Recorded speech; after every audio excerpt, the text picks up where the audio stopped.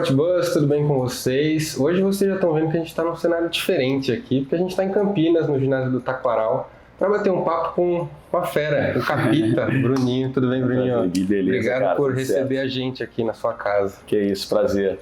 Praticamente agora se tornando minha casa, né? Eu comecei a jogar vôlei Fluminense, depois vim para cá morar com a família da minha mãe aqui em Campinas e nesse ginásio mesmo, lembro de começar aqui atrás há mais de 20 anos atrás e tá de volta, né? Quando eu voltei do Brasil em 2024, voltar para cá, então de alguma maneira é uma volta para casa. Legal demais, essa relação, esse contato é muito bom.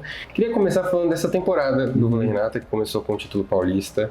Vocês agora vice-líder da Superliga, tentando esse título inédito. Conta um pouquinho desse trabalho de um grupo que se manteve, boa parte dele, mas conta um pouquinho de como está sendo essa temporada. Bom, o início da temporada foi um início muito bom, né? Acho que até dezembro ali a gente teve um percurso, né, não só de vitórias, mas de crescimento, de evolução ao longo do ano, né? A gente começou aqui metade de julho, os jogos começaram no início de setembro no Paulista e a gente conseguiu criar algo muito importante, mas como no esporte, né, a gente acaba a primeira fase da Superliga, né, o turno em primeiro, e aí nessa pausa, nessa volta, a gente acaba tendo alguns problemas físicos de lesão e tal, e em menos de uma semana você acaba tendo 2 derrotas e perde a liderança e as coisas começam a ficar um pouco mais difíceis, mas eu acho que isso faz parte do esporte, faz parte dos momentos, né, que a gente vive durante uma temporada.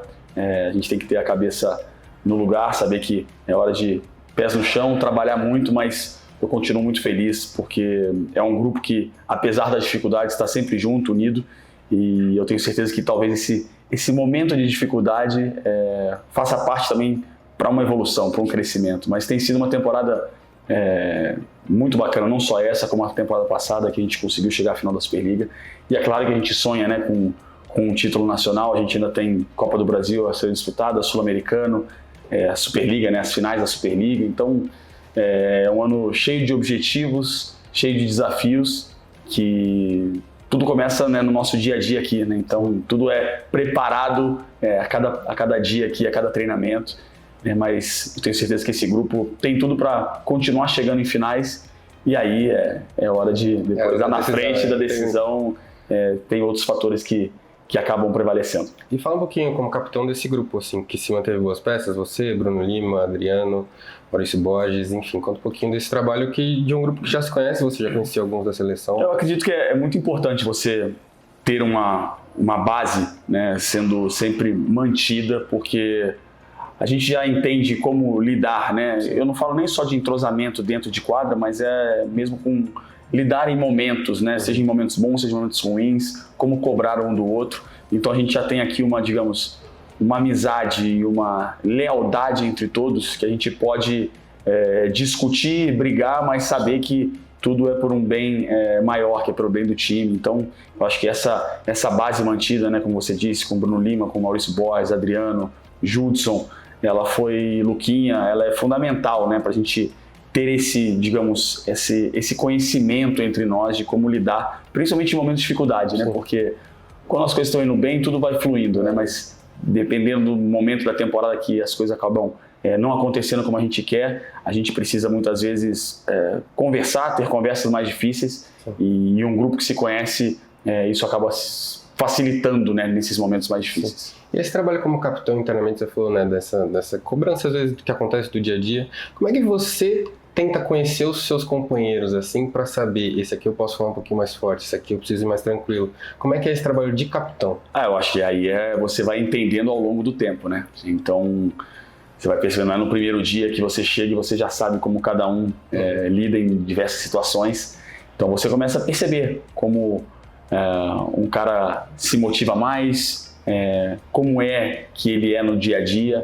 Aí tem que ter um olho, digamos assim, tem que ter essa experiência talvez, né, de saber ler bem as pessoas, né, e aí conseguir. Eu acho que o mais importante é a gente conseguir criar, né, digamos, uma harmonia e uma possibilidade de abertura, né, de conversas que criem isso, para que você possa realmente entender a pessoa que você tem ao teu lado.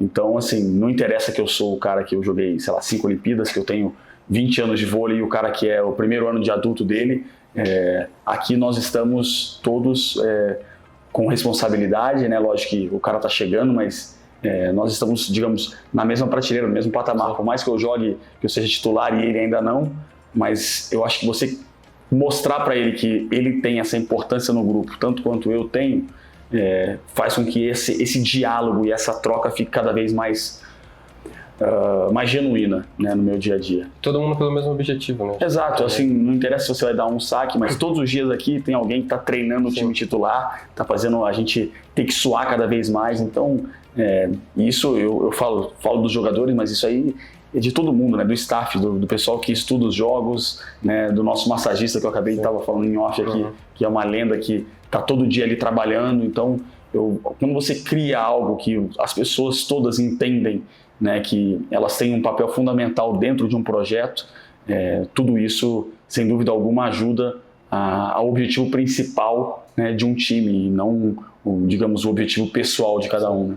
É muito legal ver esse trabalho seu como grupo, porque, falando um pouquinho de Superliga e da sua relação com esse campeonato, são 12 Superligas, você tá na sua 13ª, são 7 títulos, e você está em busca do 50º título da sua carreira. São números que eu também não sei, então às vezes eu gosto, mas é legal. Eu fui olhar, a lista é grande de títulos, assim, é muito legal ver.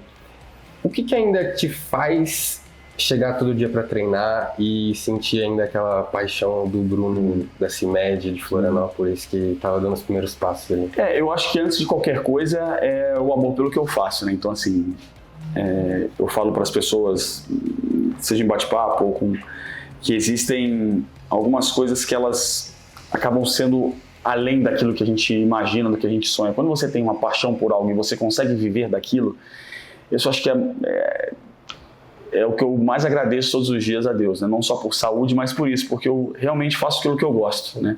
Eu sei que nem todo mundo vai ter oportunidade na vida de fazer aquilo que gosta, muitas vezes um trabalho mas a pessoa tem que se sentir bem aonde ela está. Então, assim, enquanto eu estiver me sentindo bem dentro de quadra, trabalhando, e o físico também estiver permitindo, eu vou continuar aqui, porque é realmente aquilo que eu gosto de fazer.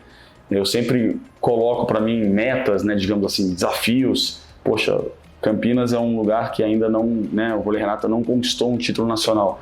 Esse é o meu grande sonho nesse momento, né? Eu já tive inúmeros outros, né, que ao longo dos anos você vai conquistando e tal. Então você tem que sempre colocar algum tipo de meta, né? E é lógico que, como atleta, eu sou um cara extremamente competitivo, eu sempre quero ganhar.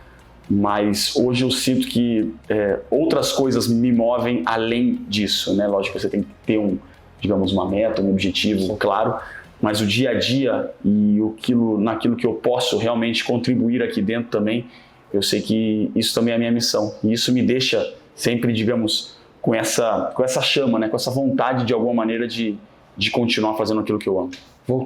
Vir para Campinas também faz parte desse objetivo do Bruno ser, além dentro da quadra, ser uma peça importante, mas também ajudar o voleibol brasileiro num contexto geral? Assim, a minha volta foi principalmente era um momento que eu sentia que eu estava já esgotado, né, da vida na Europa, principalmente sozinho, e eu entendia que era um momento, e muitas das vezes os meus anos na Itália eram muito focados em estar bem, estar jogando no melhor campeonato do mundo para estar bem para a seleção brasileira. As coisas vão mudando ao longo dos anos, né, os objetivos, né, as metas, e aí eu coloquei na minha vida que eu queria equilibrar um pouco isso, né, sempre foi o lado profissional, o lado do vôlei, e eu acho que eu tinha perdido um pouco o lado pessoal ao longo desses anos. Então, foi onde eu parei e falei, não, cara, eu quero voltar para o Brasil para estar mais perto da minha família. Então, o primeiro lado foi um lado um pouco mais pessoal. É lógico que a minha escolha por Campinas tem um lance, digamos, sentimental, porque eu volto para casa, é onde minha família está. E é lógico que, voltando ao Brasil, pelo meu nome, pela quantidade de anos que eu fiquei na seleção brasileira e tudo mais, eu sei que eu posso também agregar de alguma maneira. Então, naquilo que eu posso ajudar, seja projetos, vira e mexe, eu vou a escolinhas aqui perto, eu tento estar de alguma maneira fomentando cada vez mais o nosso vôlei, né? Eu acho que isso é muito importante e algo que é o mínimo que eu posso fazer. Tudo aquilo que o vôlei me deu, que é a minha grande paixão, se eu conseguir, né, continuar fomentando mais gente, mais crianças, mais jovens, isso acho que também faz parte do meu do meu trabalho. E falando dessa relação com o vôlei, numa recente entrevista você falou que você não tinha um plano B. O vôlei foi aquilo que você decidiu fazer e você só pensava nisso. E aí, caminhando já pra gente falar da sua biografia, de momentos importantes, momentos difíceis, o que essa relação com o vôlei, como eu não tenho um plano B, te ajudou tanto a conquistar tudo que você conquistou, mas a viver momentos impactantes, mas também pode ter colocado essa sequência de questões complicadas até você chegar onde a gente vai chegar lá na frente? Eu acho que foi uma maneira, né, de ter algo realmente muito forte, um propósito muito forte. Eu quero seguir os passos dos meus pais, eu quero ser jogador de vôlei porque eu amo o vôlei. Então, assim, quando você tem um propósito muito grande, um propósito, né, isso acaba sendo algo forte que te faz fazer de tudo, todos os tipos de sacrifício para chegar lá, né? Então, eu acho que eu sei o quanto eu me doei para conseguir ser um atleta de vôlei profissional. Mas, ao mesmo tempo, essa obsessão, ela te torna, às vezes, um pouco refém disso, né? Então, muitas vezes, a minha vida, ela dependia dos meus resultados. Então, assim, se perde, o Bruno fica por 2, 3 dias, ele quer ficar em casa, não quer ver ninguém, não se torna uma pessoa agradável para se relacionar. Então, assim, eu fiquei muito preso a isso, né? Porque o vôlei era o número 1 e tudo que eu fazia dependia do resultado de domingo, né? Se eu estava bem, se eu estava no momento bom ou não, se eu conquistava títulos ou não. E isso, ao longo dos anos, eu tive que começar a entender que levar por esse lado, acho que ia ser difícil de eu ter uma sanidade mental, né? Então, foi onde eu consegui, de alguma maneira, ir equilibrando um pouco em relação a isso, para que isso não se tornasse uma obsessão tão grande, né, na minha vida. Mas eu acredito que ele, por um lado, tenha sido muito importante, né, de ter sido um cara muito obstinado e dedicado naquilo que eu continuo sendo, né, que é aquilo meu propósito, que era esse, mas ao mesmo tempo um cara talvez em alguns momentos muito obcecado, além daquilo que pudesse ser saudável. E dentro desse seu entendimento daquilo que você precisava mudar para você manter a sua sanidade mental, a Olimpíada de Londres ela vem como esse ponto de partida. Eu queria que você falasse um pouquinho do seu trabalho com o Juliano Milan, que acho que é uma peça importante da sua vida, né, pessoal, mas profissional também. Conta um pouquinho de como foi esse trabalho e desse entendimento, porque a saúde mental hoje a gente vem falando cada vez mais no esporte, mas para o atleta eu imagino que não seja nada fácil entender esse momento de eu preciso cuidar. Como é que foi esse sentimento? Primeiro, assim, estamos falando de 14 anos atrás, né, da Olimpíada de Londres, então se falava muito pouco disso. Eu estou, inclusive, vendo agora um documentário que, na verdade, nem é tão novo. Eu achei, por acaso, no Disney Plus, da Serena Williams. Sim.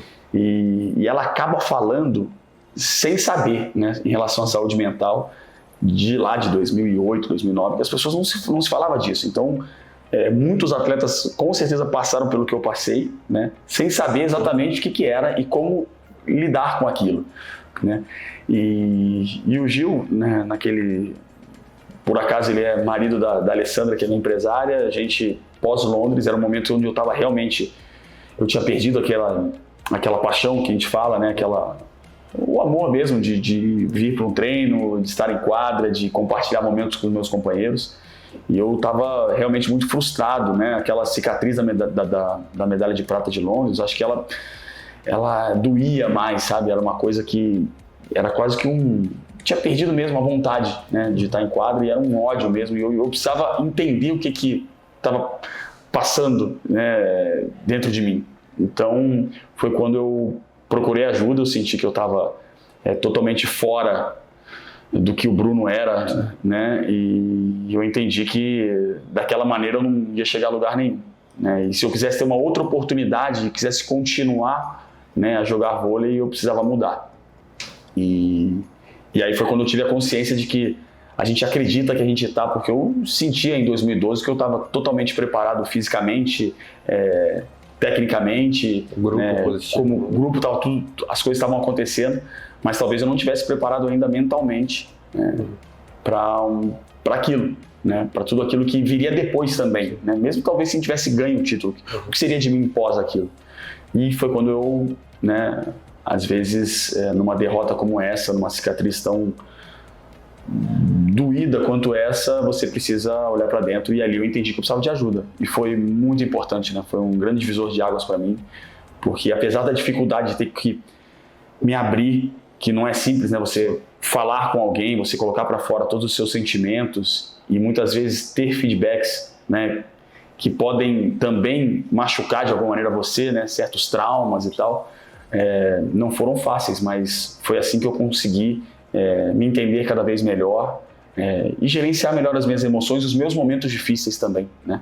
Porque eu acho que isso vai fazer parte, né? Nossa vida, ela é um eterno altos e baixos, vitórias e derrotas, aprendizados, mas é como você reage a eles, e naquele momento eu não soube reagir, e aí através de ajuda, tudo isso foi se tornando mais simples de lidar ao longo da minha carreira. E nesse caminho de evolução, 4 anos depois, você conquista a medalha de ouro olímpica. Tem uma chave assim que você acredita que você mudou dentro de quadra, que você possa citar aí na Olimpíada, em algum momento difícil que você precisou utilizar o trabalho seu com o Juliano? Com certeza, né? Alguns momentos de respiração e do foco, né? As ferramentas que a gente foi trabalhando ao longo dos anos, né? Através da meditação, através da respiração, através da leitura, foram coisas que foram me dando a possibilidade de, num jogo nervoso, talvez num tempo técnico, onde eu tivesse me perder um pouquinho, pensando demais no que tinha acontecido, ou talvez ansiando por que fosse acontecer no futuro, eu voltava, conseguia fazer a minha respiração, né? Eu falo muito, tem no livro, né? Quando a gente vira o lado da final, né, para o último set, quando a gente fecha o segundo set, 2-0, a gente está indo para o banco. Eu me lembro na troca de lado de lembrar de Londres, que a gente estava vencendo por 2-0, e ali foi uma luta, né?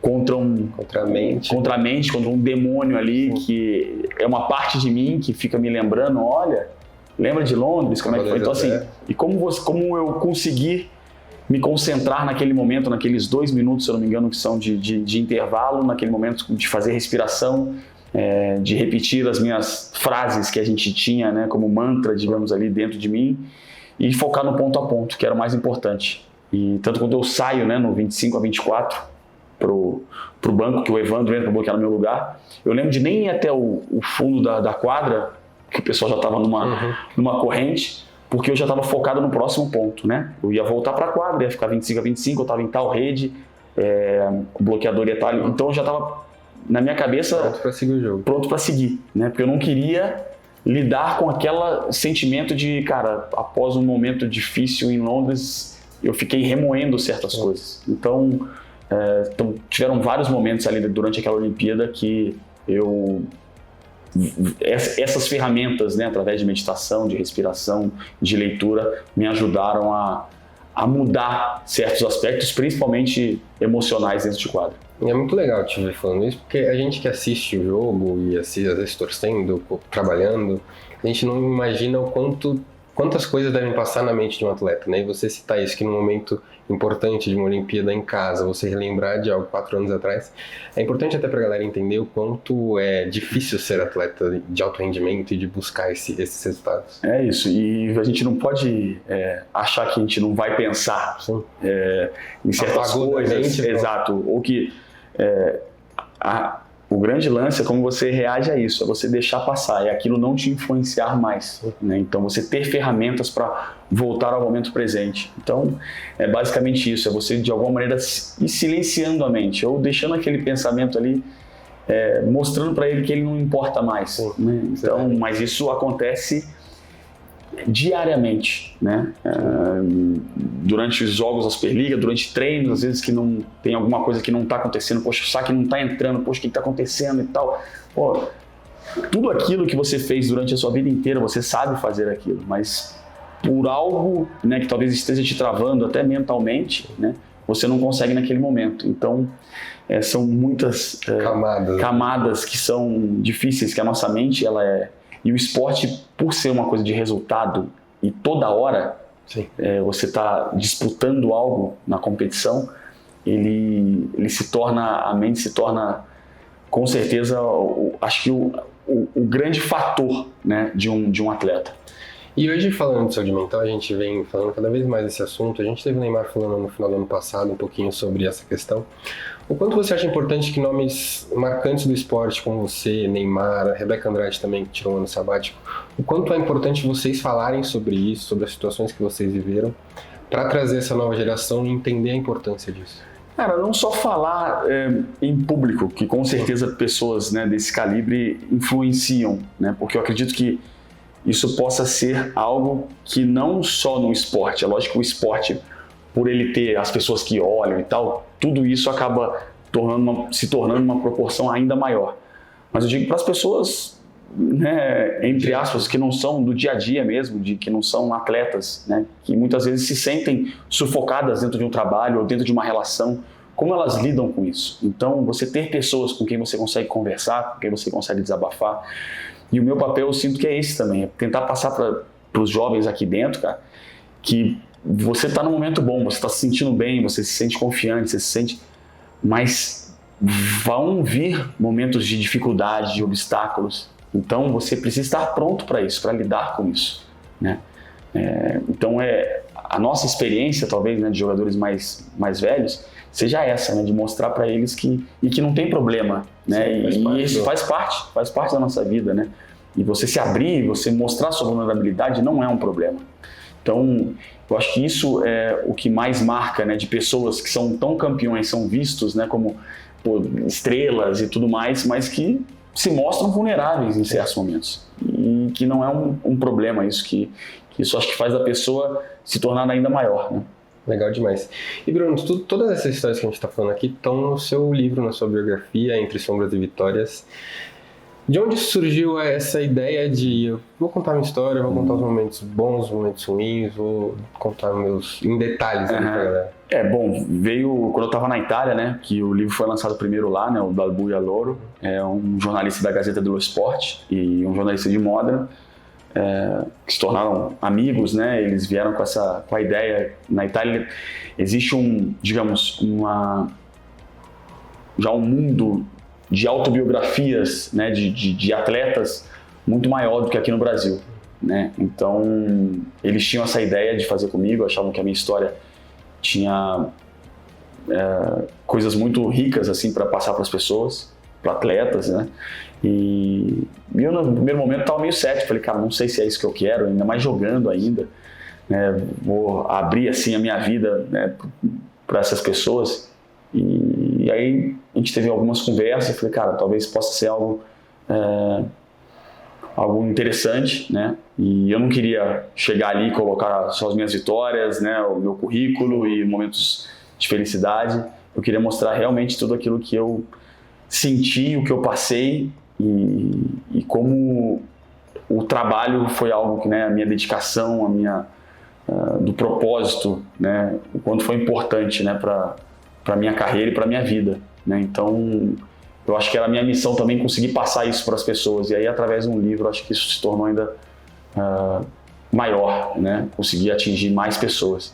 E eu não tenho pretensão de ser um best-seller, de talvez escrever outros livros. A minha ideia era só mostrar a história de uma pessoa comum como outras que, através do trabalho, de muitas quedas, né, conseguiu se reerguer através de saúde mental, né, falando um pouco sobre isso também. Então foi basicamente isso e alguns feedbacks que eu recebo, poxa, hoje eu recebi a menina me marcou num story, isso já ganha meu dia, sabe, para mim já ganhei o dia, entendeu? São pequenas coisas que realmente para mim já valem, né? Não é por dinheiro, não é por nada disso, é realmente por, de alguma maneira, poder, não digo nem inspirar, mas fazer as pessoas refletirem, talvez, e poder, em um momento do livro, poxa, isso aconteceu comigo, ou será que eu posso também fazer algo nesse sentido, se inspirar em alguma maneira? Não, legal demais e recomendo a leitura, é realmente muito legal. E Bruno, um desses momentos que você falou de rede social, a gente falou também de 2016, e você fez um post recente, agora trend, né, 2016. Essa trend aí, 10 anos, De todas aquelas fotos de 2016, a gente vai comemorar 10 anos do Ouro Olímpico agora em 2026. De todas aquelas fotos ali, o que mais te emocionou? Relembrando tudo que você viveu em 2016. Quando eu olho assim, cara, tem um momento, né, do pódio, ele é marcante. Não dá, né, cara? Nem pra, é difícil até de falar palavras assim, ele arrepia até hoje. A bandeira, né, o hino, isso tudo é muito forte, é muito... O maior sonho de qualquer atleta é disputar uma Olimpíada, representar o seu país, poder vencer dentro de casa não tem preço, né, e cantar o hino ali foi algo surreal, né, então aquilo ali é muito especial. Fui vendo várias fotos, né, fui procurando e tal, e aí depois tem as fotos com a minha família, né, ali dentro de quadra também, então aquilo ali também, você poder ter a oportunidade de disputar uma Olimpíada, vencer e estar com as pessoas que você ama ali, eu acho que isso é o que fica para sempre. Né? Legal demais. E Bruno, falando dessa sua relação com a seleção, é algo muito marcante, assim, acho que os jogadores, eles se identificam, óbvio, é sempre incrível disputar uma competição com a camisa do seu país, mas acho que você sempre mostrou isso, assim, essa paixão pelo Brasil. Hoje, quando você olha para trás, tudo que você viveu com a camisa amarela, assim, qual que é o sentimento, assim? É de missão cumprida? De vez em quando eu sinto que a gente podia ter ganho ainda mais, né? Tem algumas derrotas que doeram, né? O Mundial 2014, Final Olímpica 2012. Talvez a gente tivesse mais alguns títulos aí importantes, né? Mas assim, não, tirando esse lado que é o lado do atleta, do competidor, eu sinto que eu fiz tudo e dei tudo aquilo que eu podia ali dentro, né, em relação ao suor, ao sacrifício, ao trabalho, à dedicação, comprometimento, e sempre tentando passar o legado que deixaram para mim lá atrás, né, em relação a isso, né, a esses valores que norteiam a seleção brasileira de vôlei, né, então do trabalho, da dedicação, do comprometimento, de equipe, né, antes do eu. Então, assim, isso era o mais importante. A seleção, ela é muito maior do que qualquer atleta, né?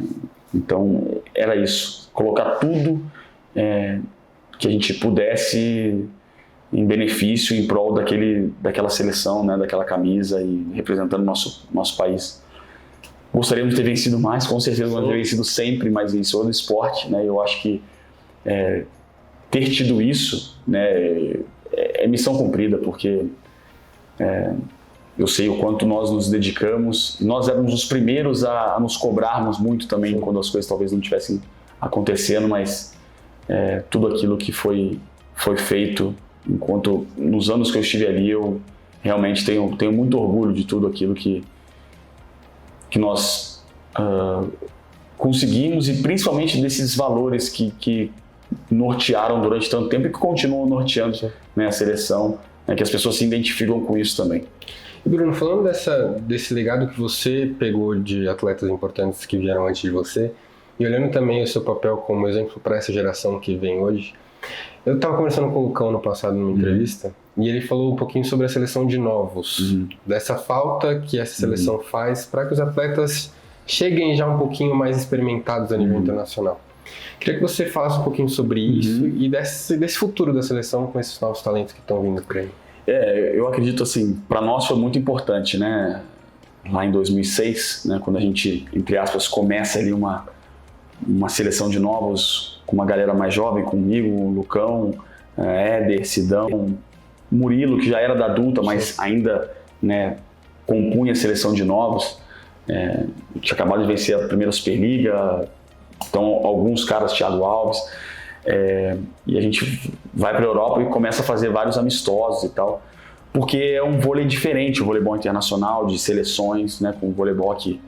E eu acredito que nesse momento ainda mais, né, a gente está passando por um momento onde economicamente aqui a Superliga fica muito difícil de você bater de frente com campeonatos como italiano, como polonês, como hoje japonês, turco, e a gente tem poucos estrangeiros e muitos jogadores jogando lá, e o nível dessas competições, né, desses campeonatos nacionais está maior que o nosso. Então os jovens, eles precisam serem colocados nesse nível, né? Eu acho que eles precisam entender aonde eles vão precisar realmente crescer. Eu acho que a gente tem grandes talentos aqui, grandes potenciais, mas que precisam ser colocados à prova nesse âmbito mundial, né? Então, você vê alguns jogadores já mais jovens indo para a Itália, né? Lucas Bergman, Arthur Bento, o Darlan que de alguma maneira já jogou mais na seleção também como titular, o Arthur e o Lucas um pouco menos, né? O Flávio se tornando um pilar junto com o Cachopo, o Lucarelli já estão fora há algum tempo, mas isso é importante eles estarem nesse nível, né? E eu acredito que o Brasil tem tudo para continuar brigando, né? A gente tem bons talentos, a gente tem bons talentos no Brasil também, mas que vão precisar ter esse tipo de experiência. Então é fundamental que a gente tenha uma seleção de novos, que faça amistosos contra as seleções lá fora, e eu espero que isso aconteça. E quanto que essa necessidade pode impactar o voleibol brasileiro? Porque a gente, como você falou, os talentos estão indo para fora porque eles precisam vivenciar algumas situações, mas a gente viu, né? Se a gente lembrar as seleções brasileiras passadas, você foi para a seleção brasileira várias vezes jogando no Brasil. Lucão igualmente, Lucão construiu boa parte da carreira aqui. Quanto que isso pode impactar na estrutura do voleibol brasileiro? Cara, não é simples, né? Lógico que a gente teve momentos onde muita gente estava fora, poucos aqui no Brasil, talvez a gente tivesse mais estrangeiros aqui também. Momentos que todo mundo teve aqui, né? Eu lembro ali por 2009, 2010, quando todo mundo volta, né? Desde o Giba, Gustavo, Serginho, Ricardinho, Dante, todo mundo voltou e a gente faz uma Superliga, poxa, incrível, né? Com todos os campeões e tal, foi realmente incrível. Mas você tem que pensar muito no desenvolvimento do atleta, né? Então, pensando assim, na seleção brasileira, nós precisamos que eles se desenvolvam. E talvez a gente conseguir criar aqui algo que se torne mais próximo do voleibol mundial, né? Então, a gente precisa ter uma pequena mudança, talvez, né? Tanto na categoria de base, né? Nas nossas preparações, para que o nosso vôlei se torne um vôlei mais próximo do que é o nível mundial. Então, desde treinamento, desde a preparação, né? São coisas que talvez a gente consiga aqui, fazendo com que a nossa Superliga possa melhorar também o nosso nível, né? E aí você tem um bom nível para que a estrutura, né, a Superliga continue sendo vista pelas pessoas. Então, eu acho que é um tema um pouco complexo, né? Mas depende de todos, né? Que a gente faça essa reflexão para que a gente possa estar cada vez mais próximo do nível mundial, né? Todo mundo conversando, acho que trocar experiências. Exato, eu acho que isso é o mais importante, né? E eu acho que já vem acontecendo isso desde o ano passado, né? De comissões técnicas, não só dos times de Superliga, mas de categorias de base, para entenderem qual que é o caminho a ser, entre aspas, trilhado, né? Todos juntos. É lógico, cada um vai ter uma diferença de filosofia, de método, mas para que a gente consiga fazer com que o vôlei brasileiro se torne mais uma vez referência. E Bruno, já caminhando, porque daqui a pouco tem treino, o Dileu já tá ali, batendo na porta aqui. Mas Bruno, esse ano você completa 40 anos de vida, a gente faz aniversário no mesmo dia 2 de julho. Parabéns, aí, ó. 40 anos de vida, mais de 20 anos dedicados ao esporte. Quando você olha para sua carreira assim, qual que é o primeiro sentimento que vem à sua mente? Que foi longo, né? A estrada percorrida foi cansativa. Não, eu acho que assim, é de orgulho, e aí não é só de títulos, é lógico que o atleta ele joga para vencer, né? Então, quanto mais títulos, melhor. Ter conquistado tudo que eu conquistei é um motivo de muito orgulho. Mas de ter sido um cara que, principalmente, como eu já falei outras vezes, nunca me considerei o mais talentoso, nunca quis ser considerado o melhor, mas um cara que se dedicou muito, que teve um propósito muito forte, uma paixão muito grande pelo vôlei, e que através disso ele realmente conseguiu lograr, entendeu? Conseguiu grandes façanhas e eu acho que esse tipo de legado que é o que eu quero deixar, né? E tentando ser o melhor que eu posso para os meus companheiros, entendeu? Sendo um bom capitão, um bom líder, um bom companheiro de time, que nem sempre eu sou, mas que eu reconheço. Então você ter esse tipo, né, de digamos, de consciência, né? Também para conversar, para pedir desculpa. Então, eu acho que é isso. Isso é o que me dá motivo de orgulho, né? De hoje eu ter feito muitas amizades pela pessoa que eu sou, genuína, sem jamais ter colocado o eu acima do mais importante, que são os times que eu fiz parte. E você falou dessas amizades, assim, acho que as amizades e as relações que você tem com as pessoas próximas a você, acho que é algo que também nos inspira bastante. Você mostra muito, assim, a gente gosta de ver, porque é muito legal ver essa relação que você tem com as pessoas. E pensando nisso, eu preparei uma dinâmica, que eu trouxe nomes importantes da sua vida e da sua carreira. Tá. E eu queria que você definisse essas pessoas em uma palavra. Tá bom. Se pudesse. Vou tentar. Se precisar ser mais de uma, a gente vai. Tá bom, também. beleza. Mas eu queria que você definisse começando pela Ali Menga. Pô, a Alessandra, eu falo que ela é meu braço direito e esquerdo, né? Eu acho que mais do que isso não precisa nem falar, né? Ela é quase tudo na minha vida. Juliano Milo. Foi um grande mentor para mim, eu acho. Mentor, acho que é a palavra. Legal. Neymar Júnior. Eu gosto de lembrar, assim, dos momentos que a gente teve, acho que aí, e do que ele representa realmente é de ousadia e alegria, né? A música já aquele do Thiago já acho que representa muito o que ele é, então, assim, é o que mais me inspira, assim, o que eu lembro dele, eu acho que é isso. Você já trouxe o Thiaguinho pro papo, Thiaguinho? Thiaguinho, generosidade, um cara muito generoso, uma pessoa fantástica que, além do que ele já representa, né, para o nosso Brasil, o que ele faz as outras pessoas também crescerem é motivo de que me inspira muito também. Acho que essa generosidade torna ele gigante. Vera Mossa. Vera Mossa acho que é a pessoa mais importante da minha vida, né? Assim, quem durante todos esses anos, né, não só de carreira, mas de vida, esteve ao meu lado e foi meu ombro em todos esses momentos. Né? Verdade. Aí eu acho que junto com ela, né, é que de alguma maneira a gente, por ele ter sido meu técnico, né, a gente, como eu já disse outras vezes, a gente, entre aspas, teve que se distanciar um pouco, né, mas o cara que mais me inspirou através não só do trabalho, mas de ética, de humildade, eu acho que o cara que foi a grande inspiração da minha vida. E agora a gente vai incluir uma nova pessoa, Ana Laura. Poxa, a Ana é uma pessoa que eu realmente, Deus colocou na minha vida, assim, que eu tenho uma admiração, um respeito, um carinho e um amor muito grande. Então, assim, uma surpresa muito boa desse ano de 2025 que eu espero levar para sempre. Bruno Rezende está amando. Era a hora, né? Demorou, mas chegou.